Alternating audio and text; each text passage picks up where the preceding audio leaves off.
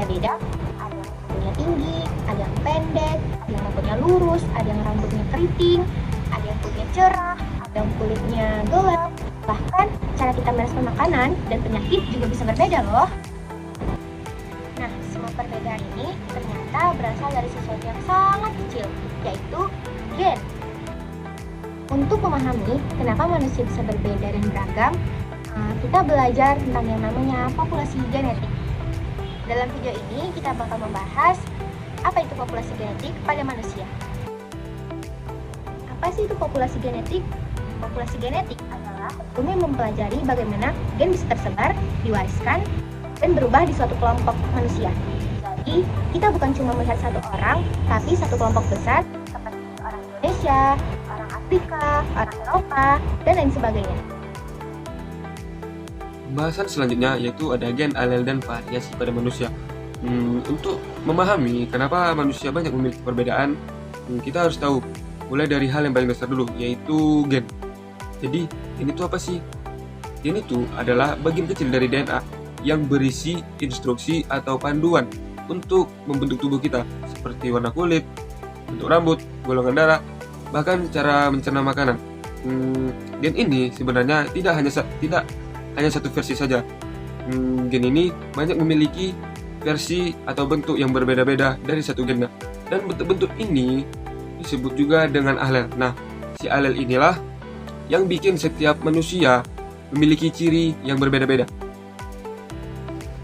Hukum Hardy-Weinberg. Hukum Hardy-Weinberg menyatakan bahwa populasi ternak yang berada dalam keadaan fatmixia atau tanpa adanya seleksi, migrasi, serta mutasi, maka frekuensi gen akan sama dari generasi ke generasi berikutnya. Populasi dengan frekuensi gen yang tetap dari generasi ke generasi berikutnya dinyatakan dalam keadaan keseimbangan genetik atau keseimbangan Hardy-Weinberg. Populasi yang besar dan fatmixia diperlukan untuk menjelaskan hukum Hardy-Weinberg.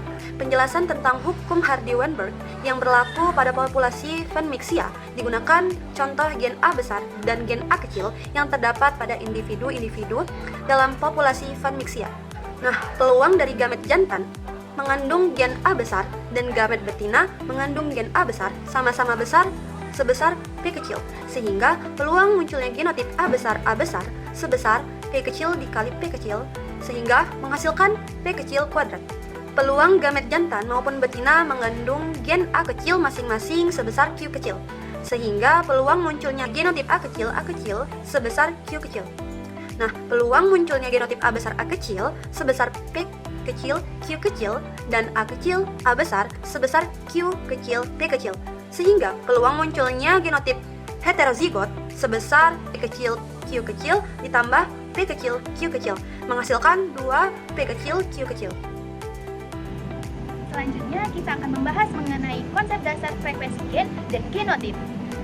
Dalam genetika populasi terdapat 3 informasi yang diperoleh. Ada frekuensi genotip, ada jajaran genotip, dan juga ada frekuensi gen.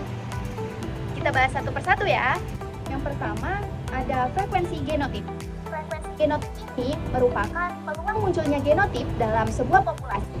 Yang kedua ada jajaran genotip, yaitu merupakan perbandingan frekuensi genotip dalam sebuah populasi. Dan yang ketiga ada frekuensi gen, yaitu peluang munculnya gen dalam sebuah populasi. Frekuensi gen dan genotip ini dihitung berdasarkan banyaknya individu dalam sebuah populasi yang memiliki sifat tertentu yang frekuensinya akan dihitung. Perhitungan frekuensi gen ini dapat dikelompokkan menjadi 2 berdasarkan sifat gen dominannya. Yang pertama ada gen dominan tidak penuh dan yang kedua ada gen dominan penuh. Selanjutnya, di sini saya akan menjelaskan faktor-faktor yang mengubah populasi genetik pada manusia. Yang pertama, ada namanya mutasi. Mutasi adalah perubahan pada DNA, di mana sebagian besar mutasi tidak berdampak apa-apa. Sebagian kecil tentunya dia bermanfaat dan juga menyebabkan penyakit. Tanpa adanya mutasi, keragaman pada manusia tidak akan muncul. Kemudian yang kedua, ada migrasi global, di mana kita ketahui bahwa manusia adalah spesies yang suka berpindah tempat. Dari Afrika, nenek moyang menyebar ke Asia, termasuk itu Eropa, Australia, hingga seluruh dunia. Setiap perpindahan membawa kombinasi alel ke wilayah yang lain.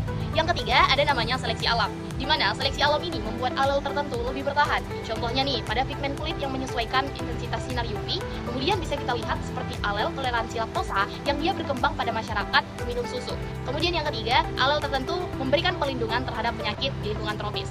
Yang keempat itu ada perkawinan tidak acak, di mana kita ketahui bahwa manusia memilih pasangan biasanya itu dari lingkungan sekitar, seperti dia melihat suhu, budaya, ataupun wilayah yang sama. Akibatnya, alel tertentu menjadi lebih umum dalam kelompok tertentu. Keragaman manusia itu bukan sesuatu yang memisahkan kita, tetapi menunjukkan betapa panjang dan menariknya perjalanan evolusi kita. Dari mutasi, migrasi, hingga adaptasi lingkungan, semuanya membentuk manusia seperti kita lihat pada hari ini.